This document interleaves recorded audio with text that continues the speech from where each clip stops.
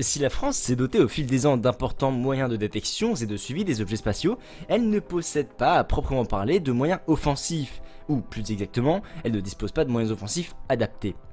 Il y a quelques semaines de cela, l'US Air Force faisait la une en parvenant à intercepter des missiles air-air à l'aide d'une arme laser. Et oui, j'ai bien dit une arme laser. Elle est bien sûr en développement. Aujourd'hui, c'est à l'armée française de faire parler d'elle en matière d'armes laser, notamment à travers son programme de recherche sur les lasers capables de neutraliser des satellites ennemis. Une arme désignée comme défensive, mise au point par l'Office national d'études et de recherche aérospatiales ONERA, en partenariat avec la Direction générale de l'armement DGA, ayant pour mission de perturber le fonctionnement des 10 satellites situés entre 400 et 700 km d'altitude, voire même de les endommager pour les rendre inopérants.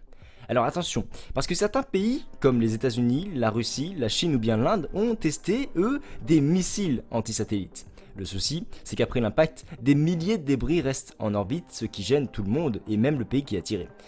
Par exemple, après la destruction d'un satellite par l'Inde, le 27 mars, la NASA avait fait part de son inquiétude pour la sécurité de la station internationale spatiale internationale, l'ISS, et donc c'est la raison pour laquelle la piste d'une arme laser est bien privilégiée par la France.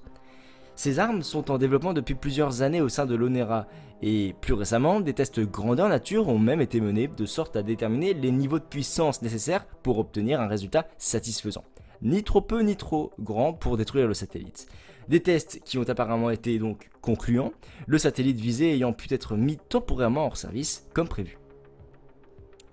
Évidemment, la France n'est pas la seule à effectuer ce genre de recherche, et d'autres pays, comme on l'a dit les États-Unis, la Russie ou la Chine, cherchent également à doter leurs arsenaux antisatellitaires de telles armes stratégiques capables d'aveugler les communications ennemies.